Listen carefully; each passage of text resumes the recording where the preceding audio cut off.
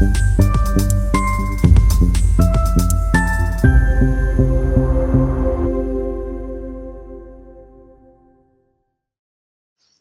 महाकुंभ नासिक को लेकर महाराष्ट्र सरकार ने दिए पंचवटी तपोवन में हजारों हरे पेड़ काटने के आदेश, जिसको लेकर नासिक की जनता के तर्क वितर्क और जन आंदोलन तक हो रहे।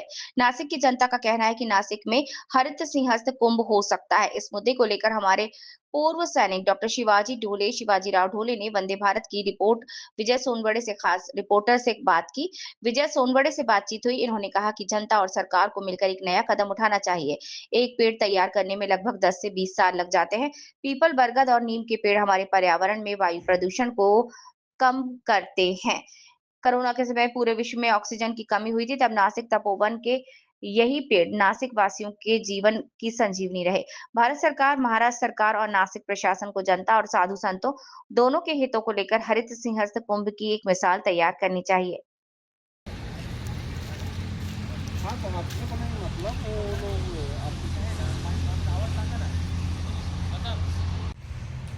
हम अभी आज नासिक के तपोवन में हैं, जो आने वाले 2027 में जो कुंभ मेला होने वाला है, उस कुंभ मेला के लिए नासिक में करीबन 1800 तो 1900 पेड़ काटने वाले हैं। जो उन पेड़ों की उम्र है करीबन 10 साल, 15 साल, 20 साल।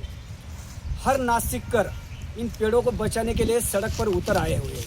हम आज वंदे भारत के लिए बात करने के लिए हमारे साथ पूर्व सैनिक शिवाजीराव जी ढोले हमारे साथ बात करने के लिए, हम उनसे जानते हैं कि क्या ये पेड़ कटने चाहिए, अगर पेड़ ना कटने के बाद भी कुंभ मेला हो सकता है या नहीं हो सकता है, जो नासिक का ऑक्सीजन है। ढोले साहब, वंदे भारत पे आपका स्वागत है। क्या आने वाले समय में जो कुंभ मेला होने वाला है, उस कुंभ मेले के लिए नासिक से करीबन 1800 तो 2000 पेड़ काटने की बात हो रही है, जो नासिक का ऑक्सीजन माना जाता है। क्या ये पेड़ बिना काटे कुंभ मेला हो सकता है या नहीं? आपकी राय क्या बात है? जय जवान, जय किसान। प्रथम तो मैं बोलना चाहूँगा कि हमें बहुत आनंद है, बहुत खुशी है कि 12 साल के बाद ये हमारा सिंहस्थ कुंभ मेला आ रहा है। नासिककर बड़े भाग्यशाली है कि ऐसे तपोवन भूमि जो है, यहाँ पे श्री प्रभु रामचंद्र जी ने तपस्या की है, माता का सहवास है। और दुर्भाग्य की बात है कि यहीं से सीता मैया का अपहरण हुआ था। ये जो सिंहस्थ आने जा रहा है, इसकी खुशी के साथ साथ में आज थोड़ा दुख भी हो रहा है कि ये एक हफ्ता से एक न्यूज़ चल रही कि पेड़ काटे जाएंगे, 1800 से ऊपर के पेड़ काटे जाएंगे।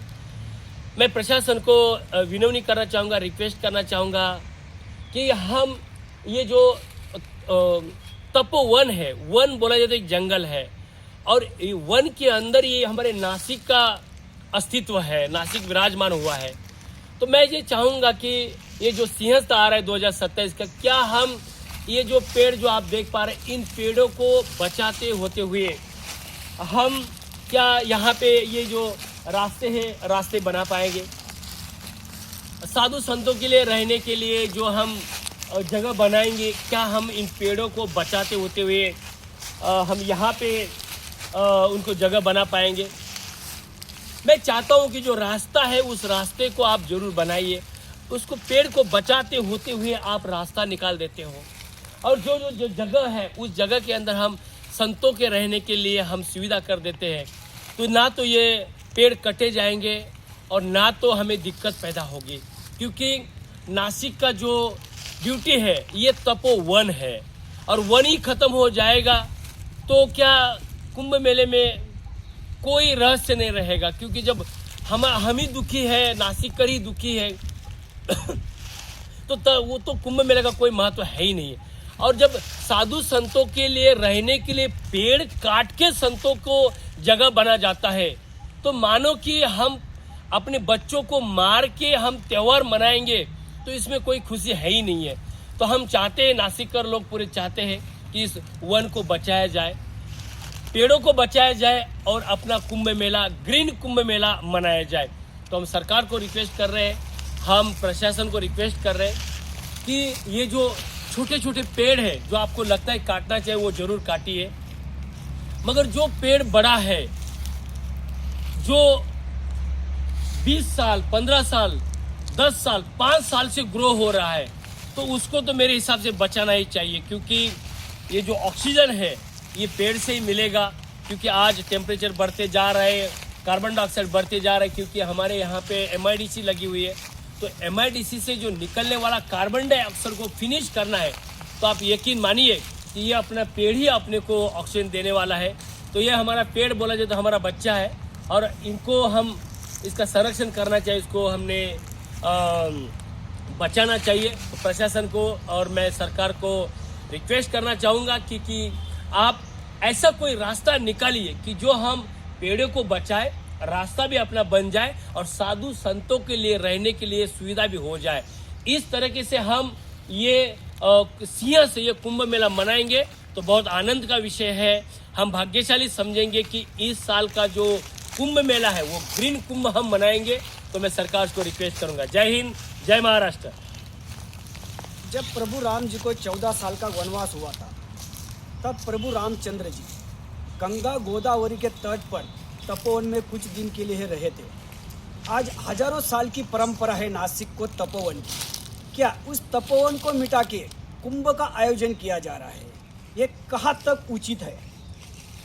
नहीं, हम तो एक ही बोलना चाहेंगे, क्योंकि प्रशासन है वो अपना निर्णय लेगा, सरकार अपना निर्णय लेगा। मगर जहाँ तक बात आए, मैं इजराइल में जब सीखने के लिए गया था तो वहाँ पे एक एक पौधे को बच्चे जैसे संभाला जाता है, क्योंकि वही उसकी ब्यूटी है। और ये नासिक के अंदर जो तपोवन है, ये नासिक की शान है, इस तपभूमि की शान है, और उसको ही हम मिटा देते हैं तो फिर ये तपोवन का कोई नाम ही नहीं रहेगा, नामो निशान मिट जाएगा। और जब ये हजारों साल की जो ब्यूटी को हम फिनिश करके कुंभ मेला मनाएंगे तो ये मेरे हिसाब से कदापि ही उचित नहीं है। तो इसके ऊपर जो निर्णय लेना है वो सरकार ने ही लेना चाहिए, प्रशासन नहीं लेना चाहिए।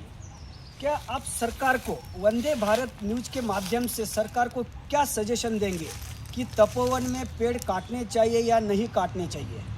मैं एक ही प्रशासन को और सरकार को संदेश देना चाहूँगा, आपसे जितना होता है उन पेड़ों को बचाइए, रास्ता बनाइए, सिंहस्थ की तैयारी करिए, साधु संतों के रहने के लिए सुविधा उपलब्ध करिए। मगर कोशिश करिए कि ये जो हमारा जो आत्मा है, पेड़ हमारा आत्मा है, उसको बचाने का 99% कोशिश करना ही चाहिए।